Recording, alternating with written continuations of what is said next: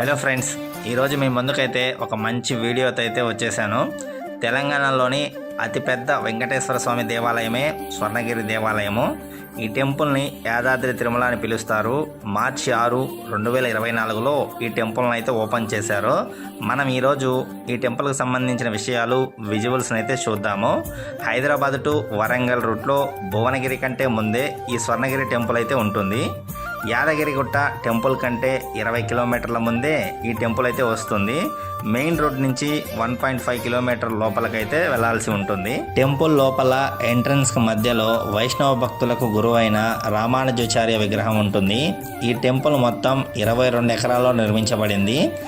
మల్లెపల్లె రామారావు గారి ఫ్యామిలీ ఈ టెంపుల్ని నిర్మించారు. ఈ టెంపుల్ని నిర్మించడానికి 7 ఇయర్స్ టైం పట్టిందట. వైకుంఠ ద్వారం దాటగానే స్టెప్స్ అయితే స్టార్ట్ అవుతాయి. ఇక్కడ మొత్తం 108 స్టెప్స్ అయితే ఉంటాయి. ఈ స్టెప్స్ ఉన్న మండపాలను దశావతార మండపాలు అని పిలుస్తారు. మొత్తం 10 మండపాలు అయితే ఉంటాయి. ఈ 10 మండపాలలో స్వామివారి 10 అవతారాలు మనం దర్శించుకోవచ్చు. వీటిని మొత్తం పాలరాతితో చాలా అద్భుతంగా మలిచారు. ఈ గర్భాలయానికి ఎదురుగా విజయస్తంభం ఉంటుంది. అలాగే ద్వారం పక్కనే వినాయక మందిరం ఉంటుంది. టెంపుల్కి రైట్ సైడ్లో హనుమాన్ మండపం, దాని పక్కనే జయగంట మండపం, అలాగే చివర్లో కోనేరు ఉంటుంది. టికెట్ కౌంటర్ పక్కనే టెంపుల్ దర్శనం, అలాగే సేవల టైమింగ్స్ బోర్డు ఉంటుంది. తిరుమలలో జరిగే సేవలన్నీ ఇక్కడ కూడా జరుగుతాయట. స్వామివారి విగ్రహం వచ్చేసి 16 అడుగుల ఎత్తు ఉంటుంది. ఇండియాలో ఉన్న 108 విష్ణు దివ్య దేశాల నుండి మట్టిని, నీటిని తెచ్చి ఈ గుడి గర్భాలయం కింద ఉంచి దానిపైన స్వామివారి విగ్రహాన్ని ప్రతిష్ఠించారట. ఇక్కడ స్వామివారి నిత్య కళ్యాణ వేదిక కూడా ఉంది. ఈ మండపంలో ఒక్కసారిగా 1200 మంది భక్తులు స్వామివారి కళ్యాణాన్ని చూడవచ్చు. అలాగే కళ్యాణ వేదిక క్రింద ఉచిత భోజనశాల కూడా ఉంది. అక్కడ కూడా ఒక్కసారిగా 1200 మంది భోజనం చేయవచ్చట.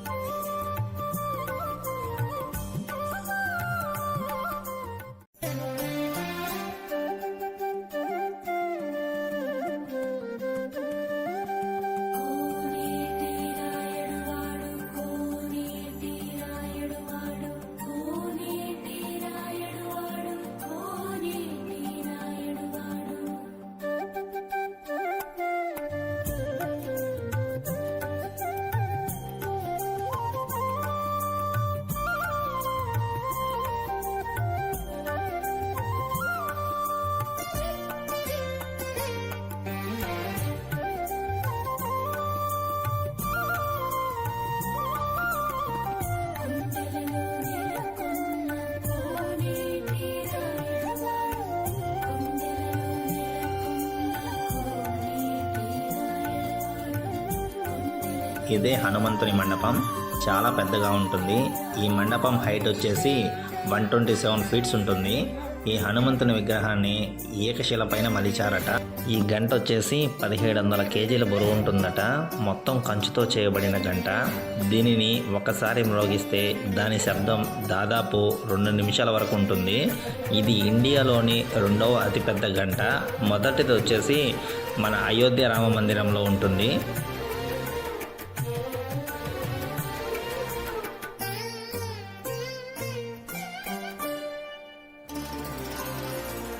దర్శనం తర్వాత మనం నార్త్ గోపురం నుంచి అయితే బయటకు వస్తాము.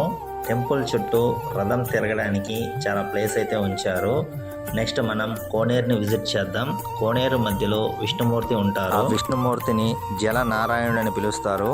ప్రపంచంలోనే ఇది 2వ జలనారాయణ విగ్రహం అని చెప్తుంటారు. మొదటిది వచ్చేసి నేపాల్లో ఉంటుంది. అలాగే కోనేరు 4 కార్నర్లో 4 చిన్న మండపాలు అయితే ఉంటాయి. అవి 4 వేదాలకు నిదర్శనమంట. కోనేరులోకి మనం ఎంటర్ అయ్యే టైంలో ఒకవైపు లక్ష్మీ నరసింహస్వామిని, అలాగే మరోవైపు భూ వరాహ స్వామిని దర్శించుకోవచ్చు. ఈ ప్లేస్ని మనం ఎటు సైడ్ నుంచి చూసినా చాలా అద్భుతంగా ఉంటుంది. స్వామివారు కరెక్ట్గా ఆకాశం వైపు చూస్తున్నట్లుగా ఈ విగ్రహాన్ని మలిచారు. ఈ టెంపుల్ డే టైం కంటే నైట్ విజువల్స్ చాలా బాగుంటుంది. నాకు కుదరక మార్నింగ్ అయితే వచ్చాను. నేనైతే ఆల్మోస్ట్ అన్ని విజువల్స్ని కవర్ చేశాను. వీడియోని లైక్ చేసి సబ్స్క్రైబ్ అయితే చేసుకోండి, మర్చిపోవద్దు. మరొక అద్భుతమైన టెంపుల్తో మీ ముందుకు వస్తాను. Thank you for watching.